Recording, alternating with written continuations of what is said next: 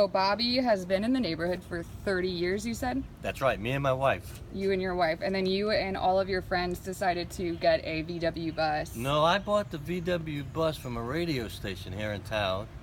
And at that time we were just graduating, I guess, from Pompano.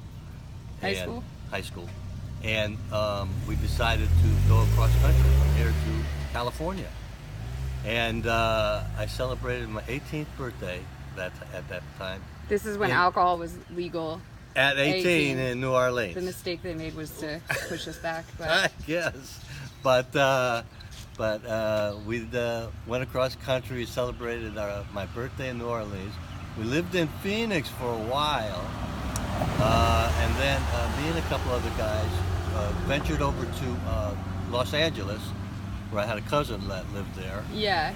And unfortunately, I ended up blowing up the bus. No VW way. Bus. Oh my God. Well, flywheel came off the engine. God. The flywheel came off the engine, and we had no money or no way to repair it. I mean, we were hippies back then. I mean, I feel like, to me, the buses, like, even if this were, which they're saying that they don't know how much time it has left, but I would keep it if it wasn't even running.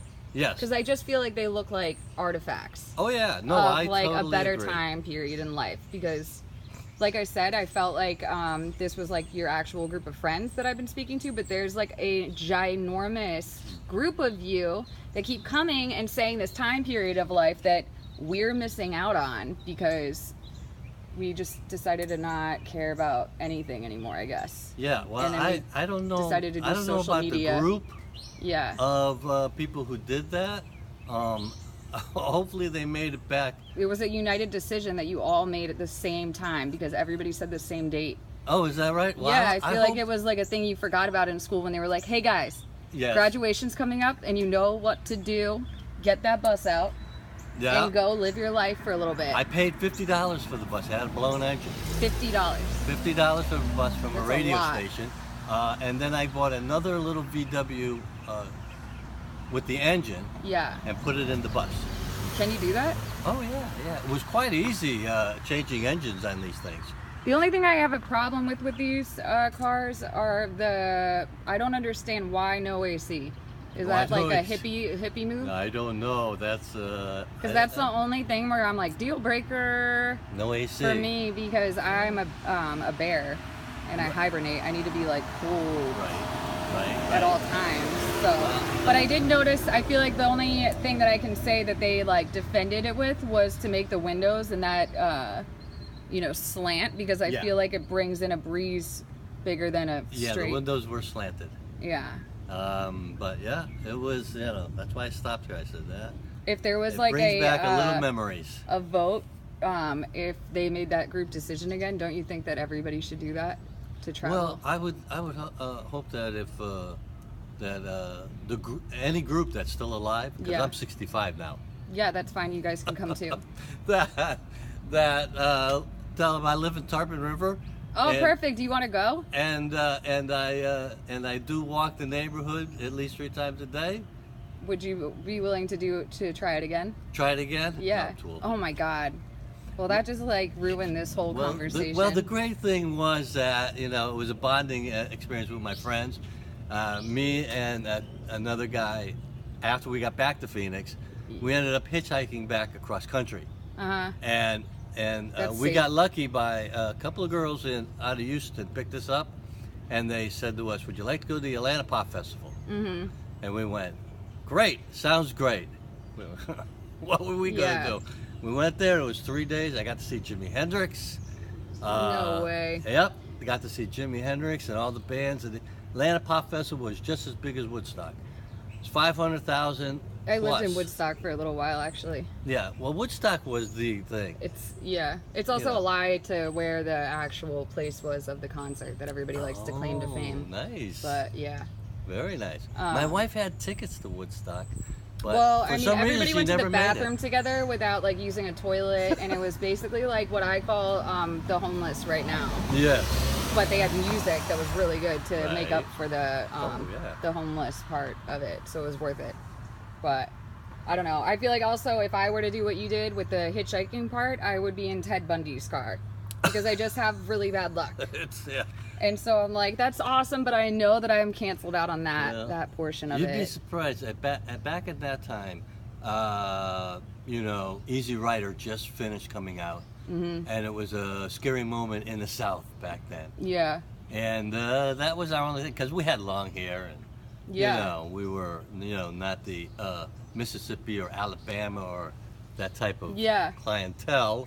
Well, I feel like that's. But you know what? The people, when we would stop somewhere or a restaurant, some of them would buy us something to eat. They were very nice, very kind. Yeah. You know, which was, you know. I wish people were like that to me because I feel like people just allow me to starve. And Yeah, they're I like, don't see hey, that this is today. what's being an artist, starving. And I'm like, oh, okay, cool. Right. So I thought you were going to like offer me food when you said that, but you didn't. So thanks a lot for wasting my time. My dog eats though. They never inform us of that part, that your animal can eat.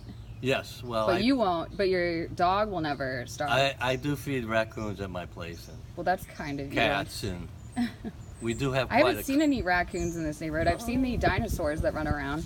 the dinosaurs. Yeah, those little new iguanas that are just like. Yeah. Just... Oh yeah, the neighborhood's lousy with iguanas. Did you read? Are you on that app next door? No. Oh, you should download it to read the most interesting conversation in the world that somebody posted on it about the iguana problem. And then our ideas that has turned into about 60 comments of like the solution to get rid of an animal that is actually like part of the tropics. So Right. to have a problem with it when knowing like they're not actually ever going to be crate trained or you know go in a litter box or anything, I'm like, I understand there's an overload, so I guess extinction is the only thing. But then I hear everybody's like comments of what to do for it, and I'm like, this is a joke. They're what? There are things in cookbooks where you can feed them to grow stronger back into dinosaurs. No, the iguanas are very edible. Ew. Maybe no. That's the. I actually want to write that on the list of all the idiotic comments that have been said. Well, I'll tell you because what. people are like, oh, I just let my cat out to murder them. Well, I'll tell you what. Go down to the DR, Dominican Republic, and you'll see them in the marketplace, skinned and sitting there looking at you. Well, this is the highlight of this entire experience. Did you guys hear that? We can actually eat these mini dinosaurs. Well, and they taste like chicken. Yes, you know, I saw an interesting show this morning on dinosaurs and why they're coming back. That's the point of why there's so many of them right now, because basically I feel like we could steroid them out and then eventually steroid. That was interesting. This was more like aliens had reduced their because they didn't go along with the human being coming in. Yeah. Supposedly that's what I should saw. Bring them back and just give them steroids just to see like how big we can get one. Well, I'll tell you what, I don't think I have long on this rock here. So oh, yeah, I would love to see a dinosaur. I'm planning to just say I'm immortal, so I'm never going to die, just so you guys know. Unfortunately, you're not. Well, okay, I actually have a thought. Freezer process like plan. Yeah. Which I should be doing now because I feel like I'm aging too fast at the moment, but because I'm 29, just in case you were wondering if I was 47. Nice. I feel like whenever I say I feel like I'm aging fast, they're like, how old are you, 82? I'm like, no, nope. No, 29. So have a great day. Thank you for ruining the rest of mine. Well, you said with modern medicine, you might live to be 150. I think so. I mean, everybody else is. Oh yeah. So, oh, no doubt. Some people look like they're already, the convertible top is down and they're on 95.